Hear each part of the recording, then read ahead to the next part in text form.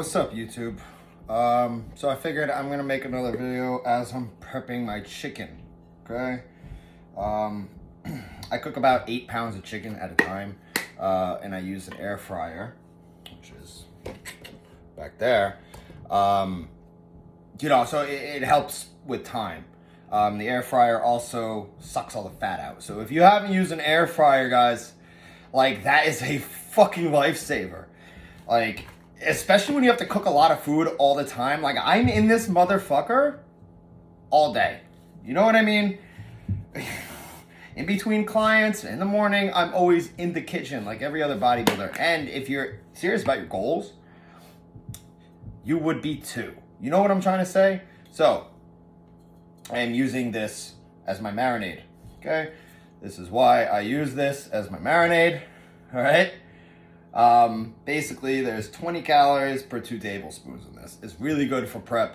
There's better ones with lower calorie that are teriyaki. This brand is amazing. G. Hughes, okay?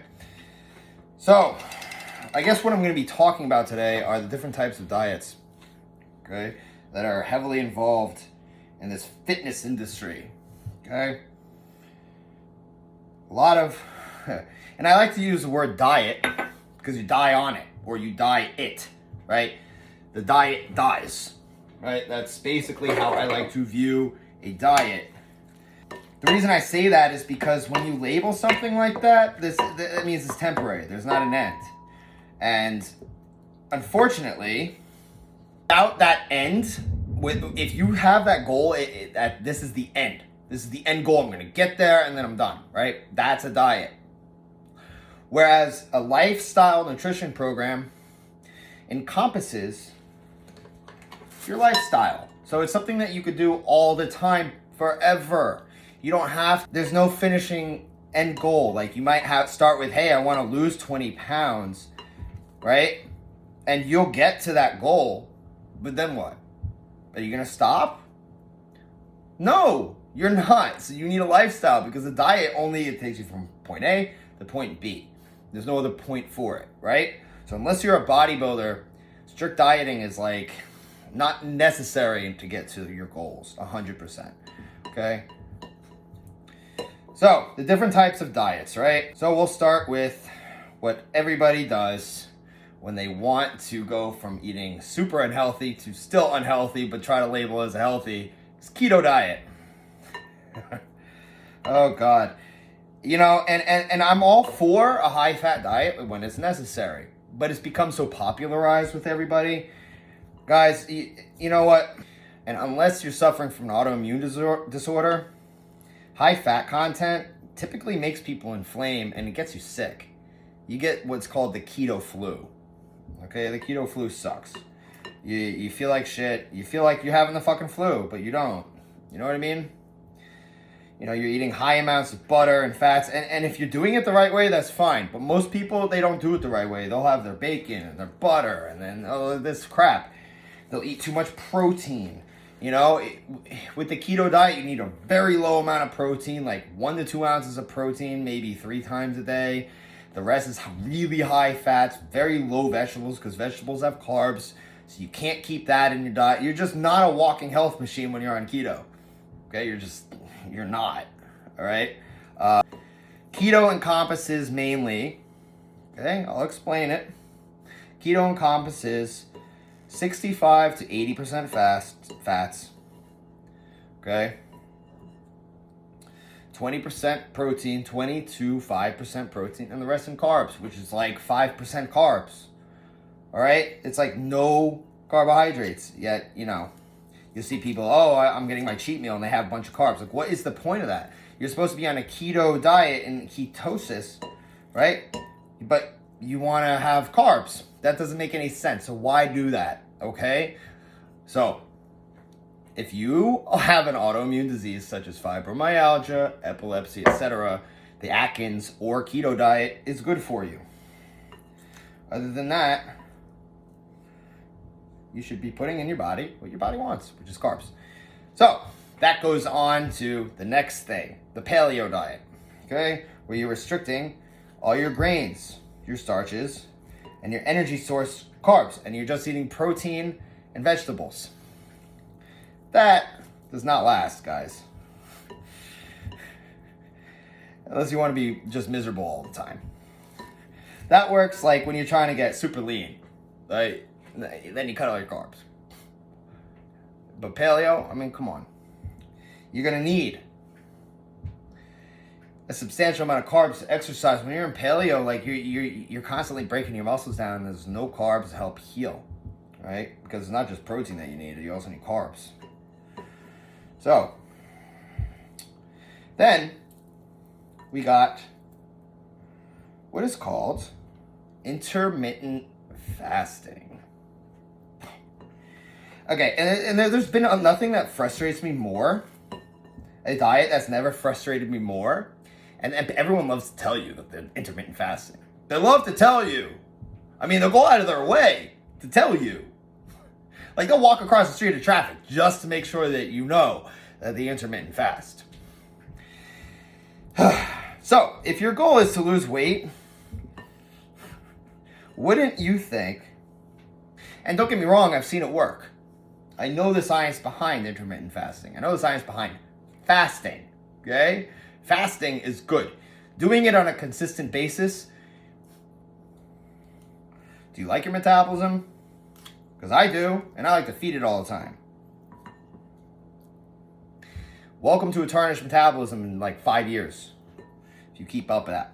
Okay? That's what you are going to expect. With intermittent fasting, you're starving yourself for the majority of the day, and then you slam in calories until you're in bed. That sounds so unhealthy.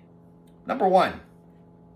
Number two, there is a huge amount of time in between when you ate and when you didn't, where your muscles are like, hey, I want to eat myself.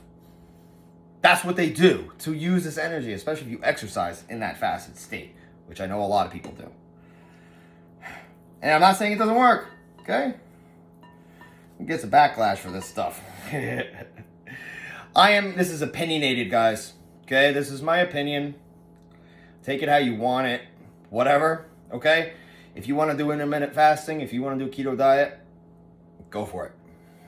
I'm not going to tell you not to. I'm giving you my opinion, my research, everything I've learned in an accumulated process, I'm giving to you as an opinion, okay? Because nutrition is all opinion. There's a lot of science, but there's a lot of opinion based off of it. So my opinion is that these suck, okay? Get through intermittent fasting where you starve yourself for most of the day. All right, and then you have the Mediterranean diet or the pescatarian diet, okay? Now, a lot of people like to call themselves vegans when they are pescatarian because they don't consider fish meat. That's an animal that's just floating in the ocean. You're still eating meat, okay? If you eat eggs, you're still eating meat products. So you're not vegan, you're a pescatarian, okay? If you eat fish, you're a pescatarian. If you eat just eggs and you eat just vegetables, that makes you a vegetarian. I like the vegetarian diet. I think it works. Do I think it's a good diet for bodybuilding?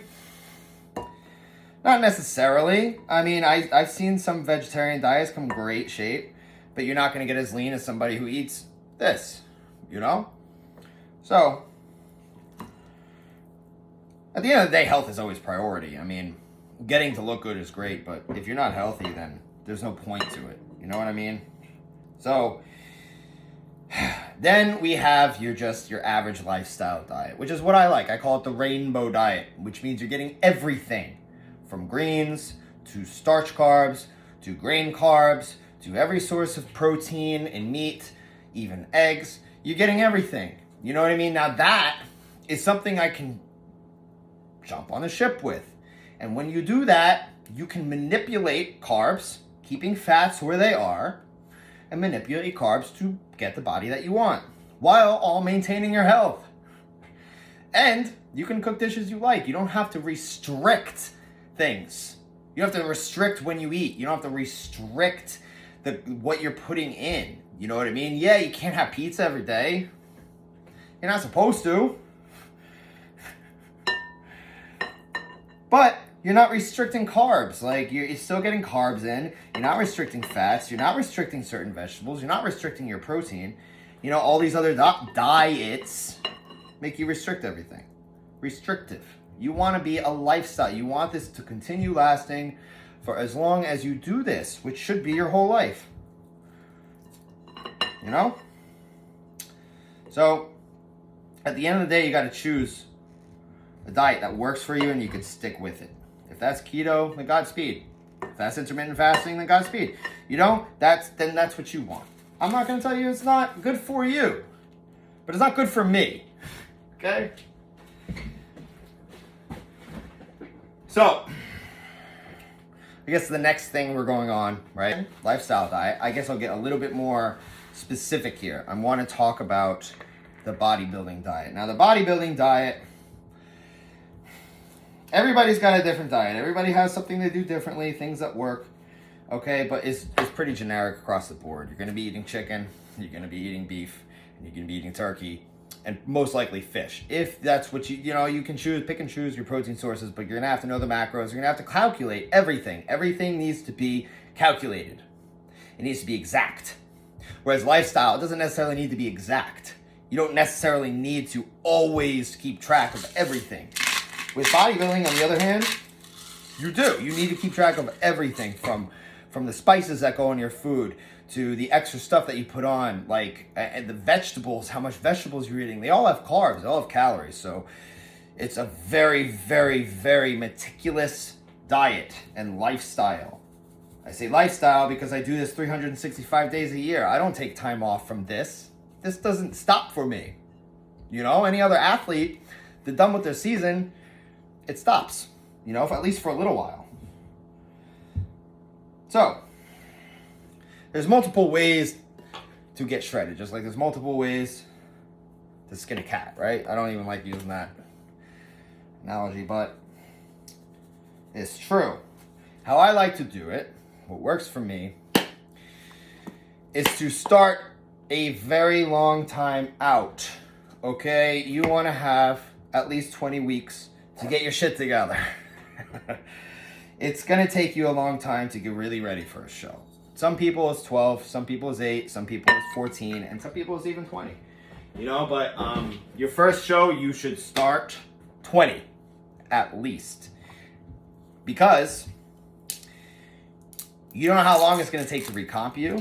You don't know how long it's going to take to lose that body fat. You've never done it before. So, start 20 weeks out.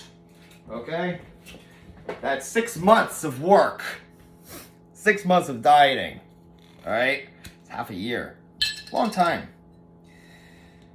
But at the end, you're going to look completely different. Because those first 8 weeks that you do will just be focused on increasing calories and recomping your body and your metabolism. Okay? So usually your calories start out really high 20 weeks out. And you keep it really high for 4 weeks till you start actually decreasing slightly. Okay? The real dieting fun doesn't begin until about 8 weeks. Right? 8 weeks is when it really starts kicking in. That's when you should be starting to feel that level of depletion. Now, the level of depletion is going to be very low at 8 weeks out. Of course, the further, more experience you get in the sport, I'm at the top level, national level now. So when I am about 8 weeks out, I'm already feeling a little shitty. Not very shitty, just a little bit. By 6 weeks out, I am exhausted. So by 6 weeks out, you should be feeling like everything's a little bit more challenging than it was 2 weeks prior. And then considerably so starting 4 weeks out. 4 weeks out, you really should be like, not unfunctional, but you can see it. You know what I mean? Like getting up, you get a little dizzy, like everything makes you tired. You want to go to bed by 7. There's certain things that happen when you diet and you get really depleted, and there's markers you need to be paying attention to. Hire a coach. Okay? I coach a decent amount of athletes. I would be happy to guide you into the show or whatever show you would like to do. Okay? So, sometimes I like to, what is called this Carb Cycle. Now, it sounds complicated, but once you learn how to calculate macros, really isn't. And it's not hard to calculate macros, so I'm going to do it for you right now. Fats equal 9 calories. Okay, 1 gram of fat is 9 calories. 1 gram of protein is 4 calories, and 1 gram of carbs is 4 calories. Not hard to remember. Carbs, protein, 4, fats, 9. Okay? Once you do that and you have it listed down, you can then carb cycle if you want to get to your goal very quickly. Okay? Carb cycling, it entails reducing and increasing the carbs based off of your depletion levels. So, in other words, there can be 3 no carb days than 1 high carb day, right? And it depends how long you can actually last on these no carb days. Like if you can last a while, do it. Like if you can do 5 no carb days and then do a big carb up, that would be much more beneficial than just doing like 1 low carb day, 1 medium carb day, 1 high carb day, and then back down. No. Again, when you bodybuild, you want to be suffering, okay? So it's fucked up to say, but that's what you want. The diets, I mean, people have like a lot of different diets, but those are your generic diets, all right? I wouldn't suggest them, okay? They're not gonna get you to your goal of where you actually want to be. They might assist you along the way, they might get you partially there, but it's not something that's sustainable. You want something sustainable. Think of sustainability, okay? What's gonna make you stay on this plan? A restriction? Because probably not. I don't ever have my clients completely restrict stuff. I give them cheat meals once a week. I allow them to have enjoyment food because it's important. It's important for the body and it's important for your brain. All right? You need sustainability. You need to be able to stay consistent. Okay?